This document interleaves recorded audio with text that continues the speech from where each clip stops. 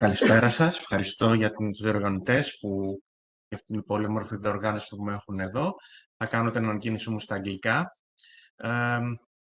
So, my subject is the piratical ships of the Aegean, and I will focus on actually the types of ships used during that period, as these are known through a series of sources. So, some very basic definitions to begin with. What is piracy? The act of a robber on the high seas or the art of attacking ships. In general, the action of committing robbery at sea or from the sea, and it always has to do with ships, with vessels. Pirates, in their predominance, need vessels to operate. Pirates, on their behalf, are divided in a series, or mostly piracy, is committed by a series of people, privateers, mariners, marines, corsairs, pirates, raiders, and it is very important that these the function and the operation of the pirates interchanges. So a privateer can become a corsair can become a pirate, and back again according to history. Now, piratical ships can be obtained through various sources. They can be constructed, they can be bought, they can be stolen, or they can be leased. And these are information very important concerning the types of ships that would be used. There are logistics behind the operation of every ship, particularly in antiquity, when pirate ships are not sailing ships, but are oared ships. So we have the cost. Every ship costs to be built or purchased. There is the provisioning of timber. There are the working hands involved on that. There are the experience of shipwrights that have to be employed to build the ship. And then we have to have the trained crews. You cannot row a vessel unless you're a trained oarsman. This is something very important at a navy. And finally, there is the maintenance issues. If you do not maintain a ship properly, especially a galley, it will not live more than a few years. So these are also things that has to be taken into account when we approach the subject of piratical ships. And when the ship is in the sea, its operation, there is the need of, again, trained and very experienced crews. As I said, especially in the way that ancient people we know rowed their ships with usually one oarsman per oar, that requires a lot of training and experience, which is not easily achievable for everyone. Then we have the small piratical communities. We don't know much about that in our period, for the period I'm focusing on, but piratical communities are usually marginal, are usually small communities at the verges of society, and only in very specific periods these become larger and more acceptable to the common people of the period. And we'll see how this plays in with our subject. And then you need to be able to provision the crews of the ships with water, with food, etc. And of course have friendly harbors to do all these things. Now, the Aegean Sea, sorry.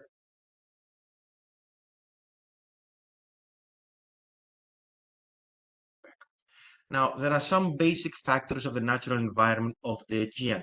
There are short distances. The Aegean is not a big sea. It is not a sea where you will fall out of sight of the dry land or an island for long or ever for many regions. There are many small coasts, there are many protected areas which offer protection to the ships, but also offer very good ambush points for pirates, for raiders or any other type of intruder. There are many islands and a fragmented coast, as I said, and these create a very specific dynamic into the mobility patterns of the region and to the method piracy can be executed. Now, the sources one has to target when dealing with the typology of ships used is archaeology, first of all. However, and unfortunately, in the period studied, archaeology concerning ships offers very little direct evidence because there are very few pieces surviving from ancient galleys, mostly rams, as we can see here on the bottom, one of the recently discovered Egadi rams. We have the rams, we don't have the ship. So, and it's very difficult, even if you do locate part of an oared vessel, to connect it directly with a pirate ship. Is this a pirate ship? Is this a galley of the Roman Navy, of the Athena Navy. It's very difficult to establish that connection. Then we have the written evidence. It is a somehow better source of information, but it remains indirect. There is a distance between the reality of the period and the author, who often has no idea what he is talking about concerning shipbuilding and ship typology. And this is also very true for the Middle Ages, which I'm not addressing today. And also the piratical communities around the coasts of the Aegean, of the Mediterranean in general, leave very, very little evidence in the written sources of their existence and their way of operating. Iconography is rich during the Classical and Hellenistic period in images of warships, of galleys.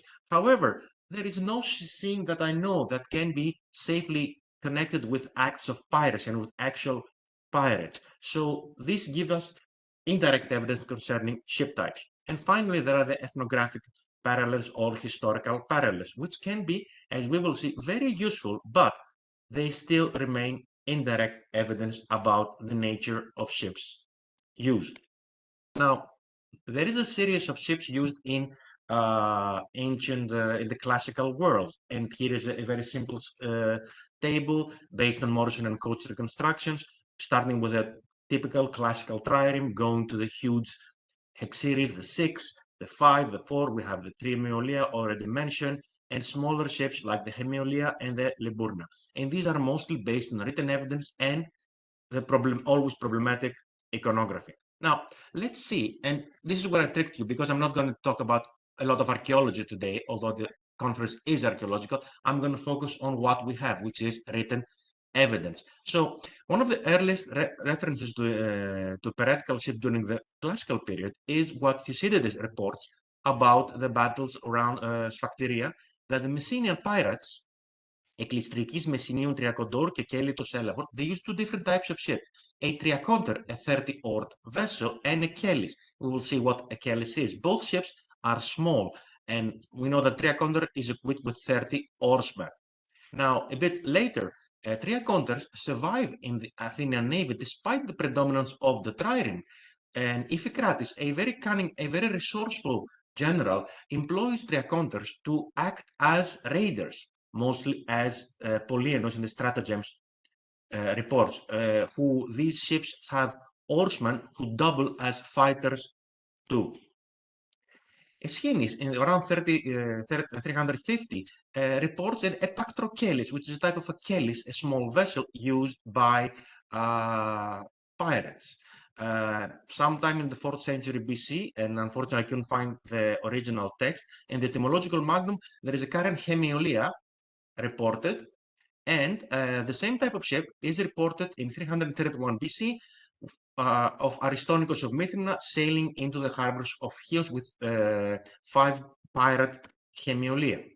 Well into the Hellenistic period, as mentioned already, the Hemiolea becomes the proverbial pirate ship, as very eloquently Theophrastus says, έμφοβος ο δε δηλώς τιούτος της, ίος πλέον τας άκρας φάσκην ημιολίας είναι, which is like someone who is so much scared that whenever they see a ship at the promontory, whenever they see promontory in the sea, they see that there is a pirate Hemiolea. So Hemiolea was the ship used by pirates most of all. To counteract it, the Rhodans, of course, create the Trihemiolea, another type of ship, which, however, was never used by pirates, but only by the regular navies of the period. In the 2nd century BC, we have also in Daphnis and Chloe, Longus reports that a Hemiolea from Tyre is used by pirates. After that, and this is not exactly the Aegean, but these are interesting information about the type of ships, the Illyrians emerge, and the Illyrians use a very specific type of ship, the lembos. Lembos, which means it's a name for boat in general, and we have a series of sources. I only include Polybius and Livy here, mentioning the lembos or lembi in Latin as their main ship. Around 197 BC, there is a priestess, which is a shark, used in connection to lembi, but not by pirates. But it's easy to imagine that a shark ship is a small, swift ship ideal for pirates as a lembos. And finally, at the end of the Hellenistic period, on 36 BC, there is the first mention of the Liburne, the Livernis, the ship used by the replacing the lembos, and probably being the same ship, by the Liburnian pirates of Illyria. A very important incident in the history of piracy concerning ships are the Mithridatic Wars, which initially, the pirates, of course, are the allies of Mithridates. Initially, they employ Myoparones and Himiolia, two small types of vessels. But as the war progresses, apparently, they get a lot of money. They find, steal, borrow money, and they have the infrastructure to start building biremes and triremes and cataphract vessels, protected vessels. By the end of the Mithridatic Wars, it is reported they could muster a power of 1,000 ships of various kinds. There were a series of pirate cities like Phaselis, Olympus, and Isaura at Cilicia, all being the centers of piracy. They had a weapon industry, and when Pompey finally defeated them, he captures 337 ships, 20,000 men, and 120 cities, as mentioned by Appian. Now, let's take a look at what we actually know about the ships of the pirates. The earliest one, as I mentioned, is the Triaconter. Here we see a very interesting graffito at the end of Mount Hymettus, close to Vouliagmeni, which is inscribed, it's 6th century BC, of course, much earlier, as a Triaconter, a light vessel. It is undecked, it is open, it has 15 benches with 2 oarsmen each. It is known from the Mycenaean period. It is reported in Homer. So it could overlap also with other small vessels like the Lemboi, the Keletes, or the Liburne as a small, swift ship. Then,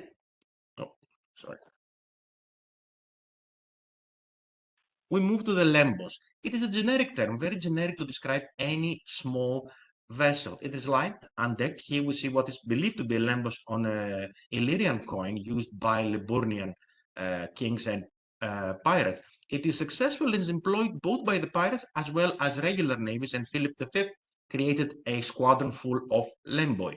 It is light and easily maneuverable, able to enter the ranks of larger vessels, disrupt tactics, and break formations.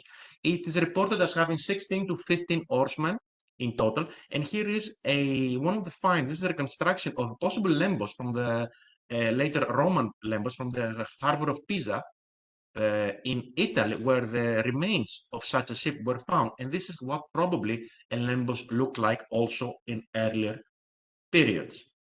There is also the reference of the Myopara, which is a little mouse, of course, and of a Kelox or Kelis. Both are small galleys, and we know very little about them. And here is a very unique representation of these galleys in the Alciburus mosaic, which is a mosaic of the 3rd century CE from Tunis, which shows different types of ships with their names underneath. Unfortunately, that's all we know about these vessels, and these images could actually correspond to any small and light vessel.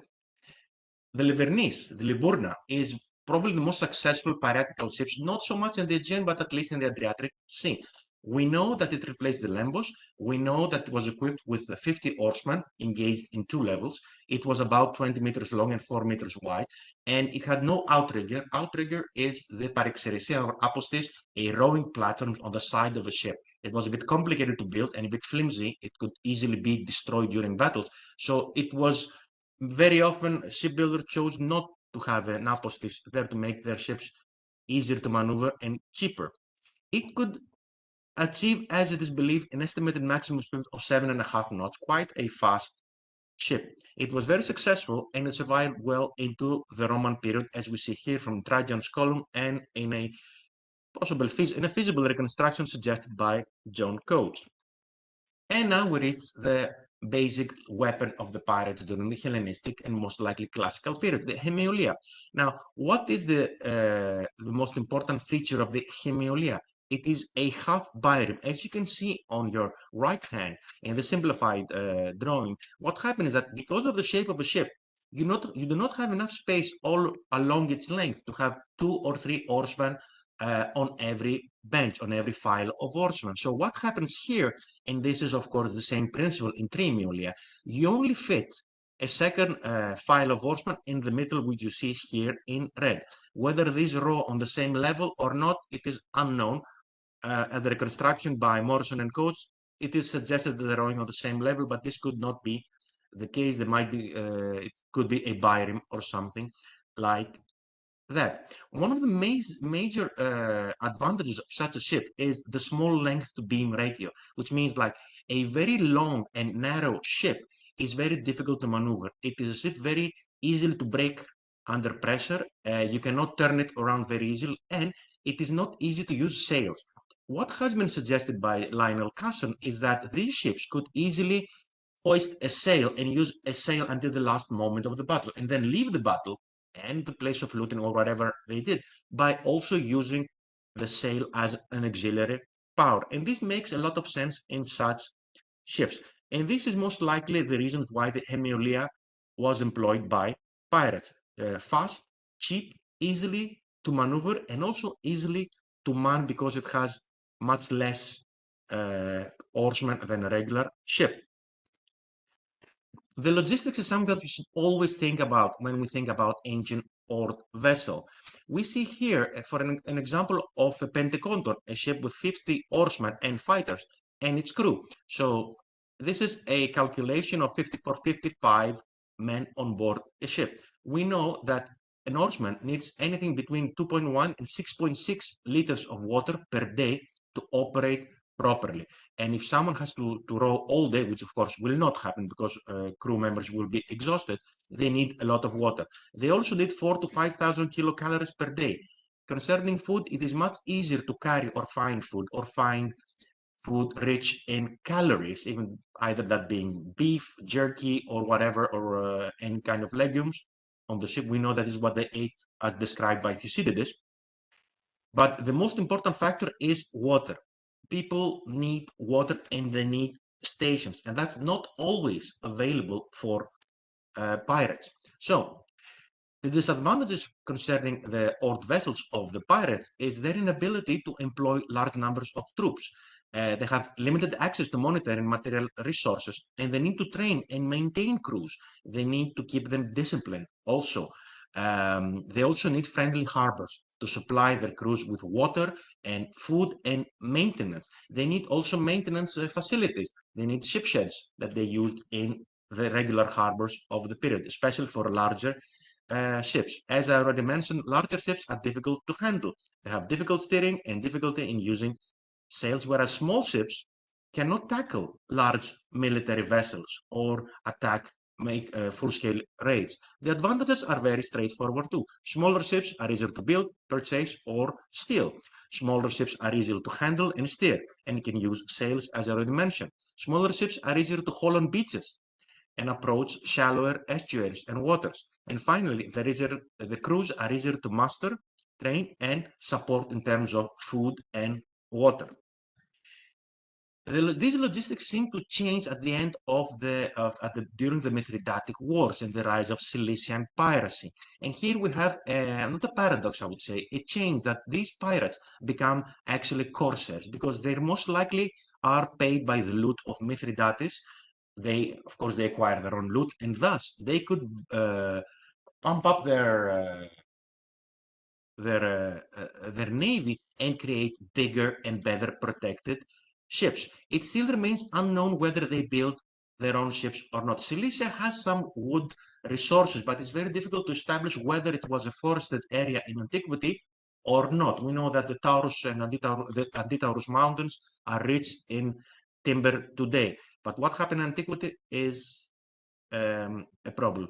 And we know that it took a lot of time to disperse the Cilician pirates because until the Pax Romana, there was still a pirate king who issued Tarquindimotus I, who actually issued coins there and who was intervening with the Roman strategic operations, etc.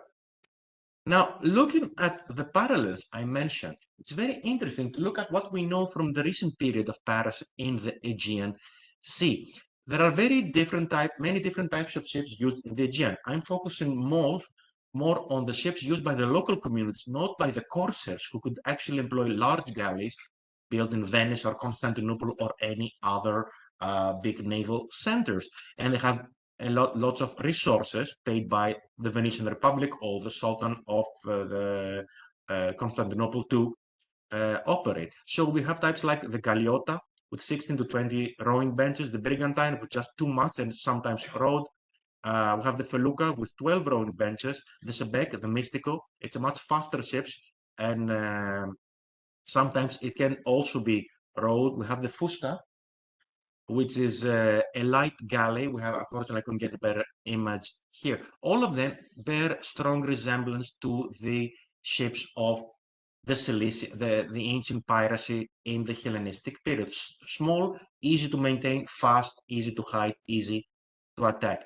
And of course, to conclude, the classical and Hellenistic pirate ships remain in their great majority small vessels. They reflect the social, economical, and geographic conditions of contemporary piracy.